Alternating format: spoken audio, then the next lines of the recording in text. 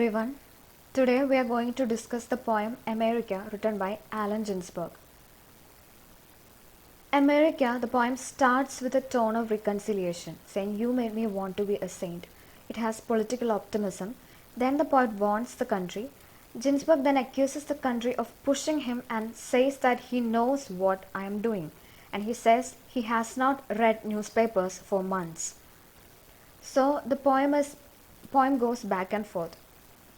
The poem America, written by Allen Ginsberg, belongs to the Beat movement of the 1950s. It is a highly political poem. It appeared in the collection called Howl and Other Poems. Beat movement was a poetic movement that emerged in the 1940s in New York. It had San Francisco as its center. The poets of the Beat generation questioned the mainstream culture and politics after World War II. The poet begins in a helpless state. He addresses the country directly and seems to have lost all hope. He laments the cultural poverty of the time and says that he had given the country everything and has lost everything. The mention of $2.27 signifies this poverty. The poet just uses such a petty sum to show this poverty. The date January 17, 1956 shows the anticipation of some sort of event. It could be the publication date of this collection of poetry. The poet goes on to say that he cannot tolerate himself. He cannot stand his own mind because the wars that the country fights have torn him down. He is completely dissatisfied over the militarism of the country, which is evident in the mention of atom bombs. The poet is done with the country's use of nuclear power.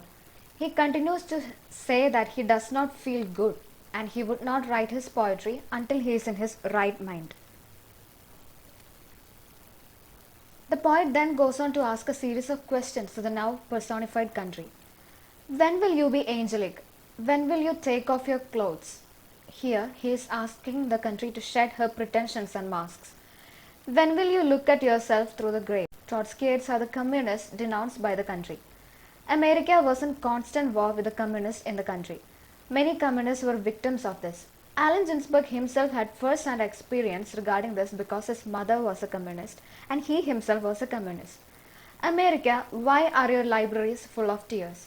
Here he tells that the literature of America never gave any hope despite boasting about freedom of expression. In the next lines, the poet criticizes the over-dependence of the country on artificial life production and the stupidity of America that they can create life. The poet is done with these insane demands of the country. Then the poet criticizes the corporatism of America. In the line that talks about supermarket, he actually despises the fact that how people with good looks are given easy entry into American wealth. He also criticizes the flesh trade in that line. America, after all, it is you and I who are perfect, not the next world. Here he is trying to find commonalities with himself and America and is trying to reconcile with the country. Then again the poet takes a U-turn and criticizes the country.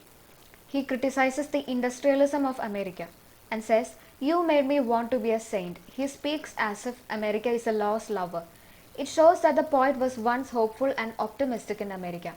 In the next line we can again see the theme of reconciliation.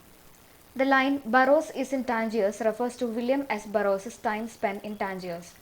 He was in a kind of exile from the US due to the transport of illegal drugs from Mexico. Ginsberg was in support of the use of recreational drugs and he criticized the country for punishing people for such petty crimes. He says that if the country continued to do so, it will lose some of the best minds like Burroughs. Towards the end of the stanza, Ginsberg becomes more aggressive. He asserts that he knows what he is doing and he refuses to give up his obsession. It could be an obsession on drugs or obsession on what the country had once promised. He uses Eastern culture and the metaphor of plum blossoms, which is a symbol of peace. He warns America that the country's reign as a benevolent leader of the world is in decline. He praises Eastern culture and the politics in contrast to America. He ends his stanza saying that he has not read newspaper for months because every day someone goes on for trial for murder. Ginsberg personally had seen his own friends of the Beat movement getting arrested for crimes they had not committed. This is also a lament at the violence which had once become a part of the American culture. He starts the stanza talking about the Wobblies. It was a nickname given to the trade guild, the industrial workers of the world. It was a very strong workers' union who leaned towards socialism and leftist ideologies. This group demanded the abolition of wages and believed that all the workers should be united as a class. The US government had ridiculed and shut down the group during the World War I.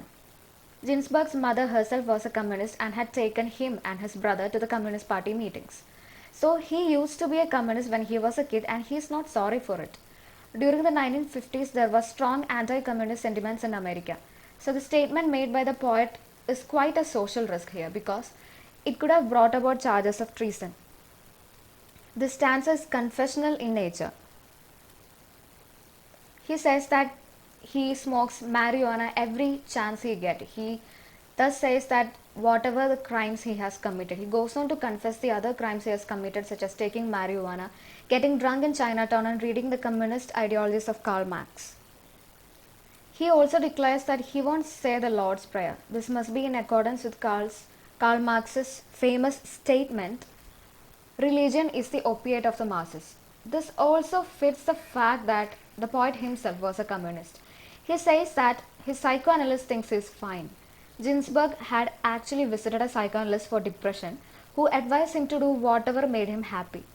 He did exactly that, writing poetry and living the life of an artist. This also shows his unwillingness to feel guilty. The Uncle Max referred to here is probably Mr. Max Livergen, who was Ginsburg's maternal uncle who was tormented for being a communist and a Jew when he came from Russia. In this stanza, the poet directly addresses America. This time he is speaking about media. He always had a love-hate relationship with media. He was all in media in the 1960s when his political activism took off. But he never hesitated to criticize media. He says that the country is even letting people's emotional side run by Time magazine. It is a criticism on America's growing reliance on media. The poet says that it always stares at him and talks about responsibility. He feels like everybody is serious but him. Such are the contents of the magazine, and it makes the poet feel inadequate because everybody featured in the magazine is quite serious. Suddenly he identifies himself with America and says, "It occurs to me that I am America. I am talking to myself again." This shows his own conformity and his own willingness to accept the roles and careers within American context. Now the poet is speaking as if he himself is America. What follows are some of stream of consciousness lines that Asia is rising against me. Here the poet is talking about the failure of Russia and America controlling the politics of China. China had risen as a communist power in the East with the end of Chinese Civil War in 1949.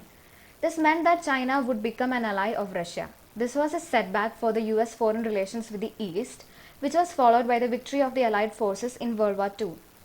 He could also be referencing his own interest in Asian religion and culture.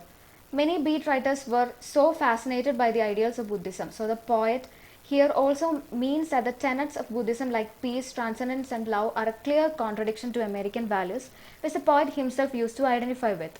He uses the negative statement, "a Chinaman's chance," deliberately to set the tone of discrimination of which he too is a part.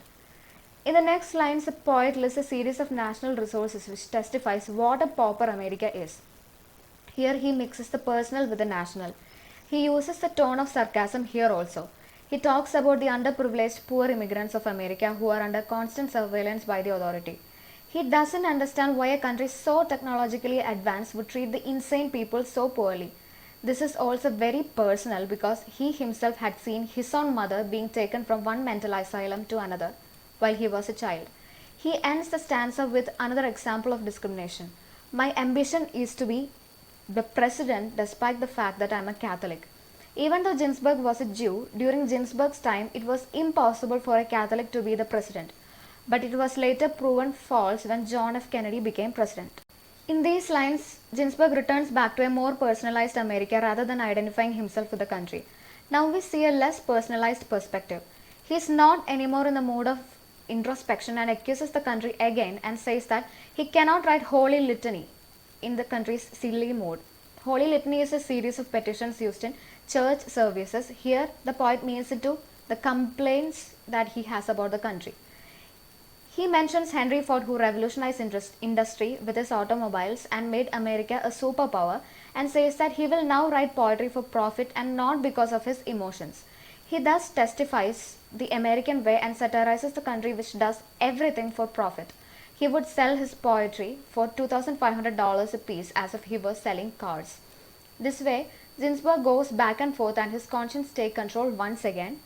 He now demands justice for a series of historical personas whom the country falsely accused of or executed, like Tom Mooney, who was a labor leader falsely accused for San Francisco bombing in 1916, Spanish loyalists, the leftist army who fought the fascist uprising, Sacco and Vanzetti, two Italian-born laborers who were accused of murder and tried without due process and were executed. Ginsburg now assumes a new identity and says that I am the Scottsboro Boys. This refers to an incident that took place in 1931 where 9 black men were accused of raping 2 white women and sentenced to death. The poet refers to all these historical incidents to assert that America is not what it boasts to be and there lies heavy injustice in the country's makeup. Now there is a series of stream of consciousness lines. He talks about his childhood when his mother took him to Communist Party meetings when he was 7 years old. He describes those meetings as pure bliss and how he enjoyed those parties and how good all the communists were. This is to contrast America's attitude towards communists who were treated as criminals by the country. He lists some leftist leaders like Scott Nearing, who advocated pacifism and socialism, Mother Bloor, who fought for workers' rights, silk strikers, who organized a strike against silk manufacturers, and Israel Amter, a socialist party leader. These examples are given to further accuse America of destroying a great ideology and people. Comment criticizing government's idea about all leftists and socialists. Now he starts attacking the citizens of the country who are uninformed and uneducated. For this, in the last lines, he uses American colloquial speech. He starts attacking the citizens of the country who are uneducated, who cannot even use proper speech, who cannot even construct proper sentences, and for being too serious. The villains for these Americans are them Russians, and them Chinamen. Ginsburg makes fun of this paranoia of American people and their irrational fears and patriotism which make them think that everything is done by Russians who wants to conquer America. These Americans think that the communists want to steal the essence of America, but Ginsburg mocks, saying that the American way of life is not worth stealing. His derogatory uses of Native and African Americans here is a projection of this fear of Americans. He ruthlessly mocks these people, saying that what they actually fear is that their middle class life will be taken from them and they might now have to work 16 hours a day. The closing lines here are more serious. He himself cannot believe what all he has accused America of. He now feels that it is time to take action. He would not join army and factories because of his psychopathic nature and ideologies. But he says he is putting his queer shoulder to the wheel. Putting one's shoulders to the wheel means to work hard. But Ginsburg here uses the word queer, which then meant effeminate and not very strong. By this the poet means that even the effeminate and oppressed can make a change if they want to. This statement would be proven to be true in the coming years.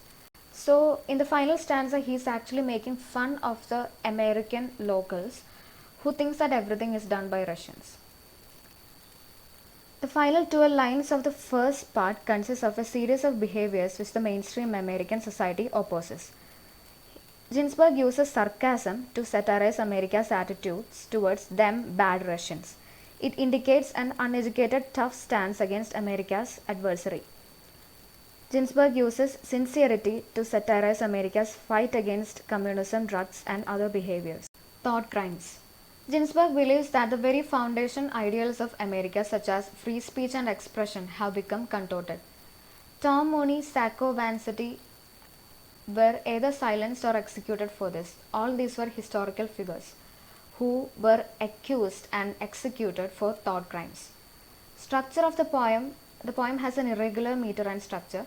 He relates the poem to music, saying that the key to understanding the structure of the poem is in jazz choruses. Sentences often run on without punctuation and the poem skips from one subject to another with little relation to each other. As in jazz music, he wanted spontaneity. human expression and reaction. Like a person's emotion was to rise and build just as the long lines built upon the emotion contained within. So he just wanted to write the poetry as if they were his own emotions or any person's emotions. So most part of the poem is written in stream of consciousness as the poet's thoughts are running in a stream. These are some references in the poem. All of these are historical figures given as examples by Ginsberg to point out America's cruelties to the communists. Conclusion.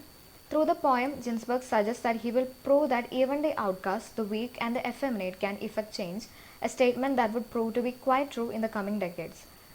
The poem is highly political because it contains accusations against the US government and citizens. The poem is intensely personal because the poet is writing from his own personal experience from his childhood and whatever he has gone through. That's about poem America. If you want a full transcript of this poem, you can visit my blog. The link to the blog of this poem will be in the description box.